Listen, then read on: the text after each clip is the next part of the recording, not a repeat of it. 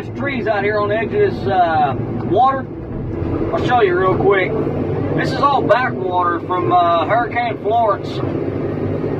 That's an island of trees out there that I don't know if it's on our landowner or not, but we're not going to be getting to them. About where my head's at is the bank, 30 more feet out, and it's like 15 feet deep. Right here where I'm sitting a week ago was underwater. I don't know if you can see it over on the tree line over there at the end of my tongs. That muddy looking brush, that's how deep it was a week ago. That's how much it's done dropped. The mud stain on them trees out there is probably 5 foot. And if you look out there where I'm a pinching, that's a hard maple log that got away from me last week. When I was over on that other bank, I was shucking them out and letting them go out in the water to where I could top them. Where I forgot that one there was done topped, I shucked it and that thing just took off like a banshee out in the water. And it don't look like we're going to be able to get it. That tree's probably 40 feet long, and all sticking out of the water is about 1.5 foot of the butt log. So I believe it's going to stay there. But now I've been down through this side of the ditch, topping, done got them all topped out. Now I'm just laying these tops back up on this hillside to get them out of the water. So if the water does come back up, at least it's got to come up pretty high to reach up there and grab them off the bank, rather than just floating down the river, causing a bunch of havoc.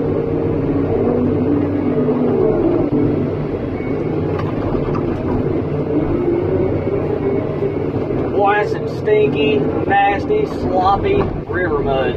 River water. I mean, it stinks now. I was topping a while ago and I had my door open because a lot of times I don't close my door and turn the air conditioner on until around dinner time, because it's cool enough in the mornings now to where I can run with the door open, and I'd rather listen to the damn motor on this din run than the radio. So I'll leave the door open as long as I can.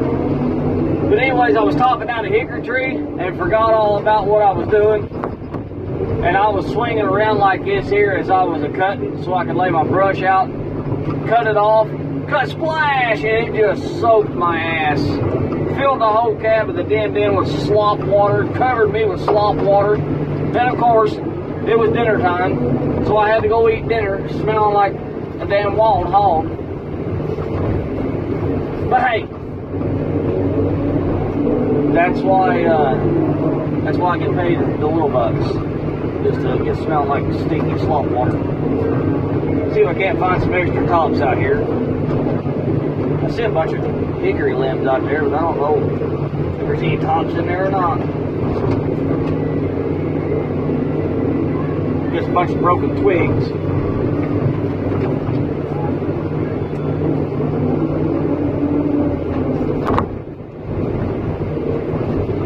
I got me some pretty good video of playing out here in the water a little bit ago. Not the din out in the water, but whenever I was topping these trees, the way Tater had them laid out, the top was actually sitting right here where I'm sitting now to top it. So in order to get them laid out for the skidders to grab them, I would grab a hold of it, top it, lay my top out here in the water, swing back over here, grab a hold of my top of my log, take it and shuck it way out there in the water. Of course, I'm 25, 30 feet in the air whenever I do it. It comes flying down. Kaboom! Splashes. Junkyard's back here just a giggling. We have too much fun at work. Now all this stuff here, beside on my right, I've got to lay it out yet. And I'll show you as far as what I was talking about. I think it's just pulpwood. Yeah. I just lay these out here for the skidders. Their rotate motors is broke, so see what I mean? It's just too much fun, I tell you. Life around here is hard.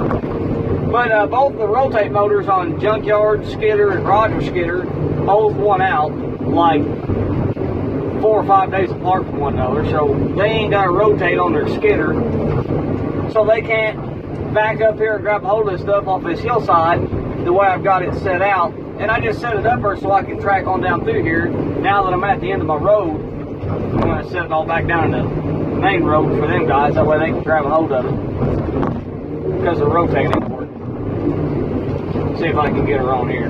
Take her out there. It washes them off. So when Joni gets up there and goes to buck them up into logs, she don't have to worry about getting her saw all dirty. And then we don't have to worry about getting the log trucks dirty. And for all the people that's hating on cutting timber because they're timber lovers and all this dumb shit, we don't let our trees around here die of starvation of water. They do die of starvation, like this one here. It's dead, and it starved itself to death. But they never go thirsty. Our trees never get thirsty. See, he's crying, he's thirsty. So I'll just let him get out there and give him a quick drink. Hurry up, grab him so he don't drown. I hate to have one drowned out there. May not ever get it back. Like that one out there. That out there, he's done drowned it. He's done. He's dead. All you people hating on the timber cutters, we just killed a tree by watering it too much. We didn't kill it with a saw. Look at that daggone thing. We didn't kill that tree with a chainsaw. You better not. This thing ain't like a knuckle boom. It ain't got the grapple open fast like a knuckle boom to sling chunks. Alright, now when I get back over here, well, I still got some more trees over there. Here's one. When I get back over there, see, this is what I was doing over there the other day. I was shucking them out in the water, just like that, so I can swing back around and grab hold of it again. And that one there just went out too far. The one that committed suicide over there, that's the suicide log. Now when I get up here, what the heck?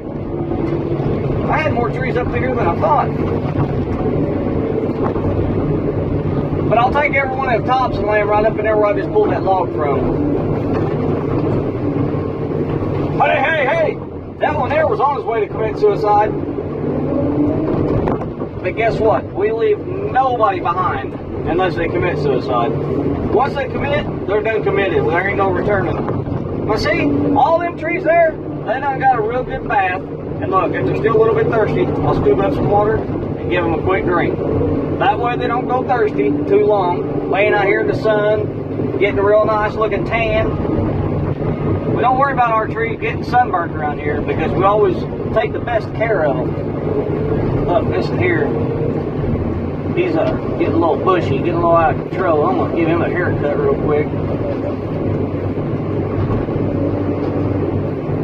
See there? Now she looks a lot better. Got herself a haircut. Oh, Doris.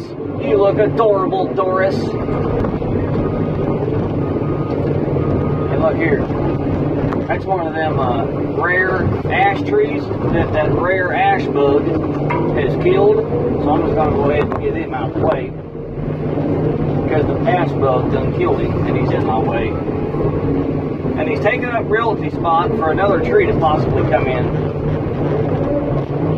So, now that all that's out of our system, reach out here and grab some more tops. Look at this beautiful scenery.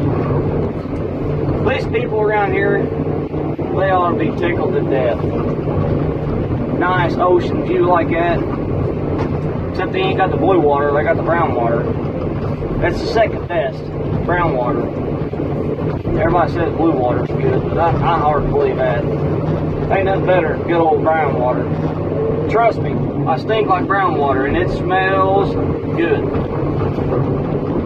It smells like it ought to have $1 million scenery on it.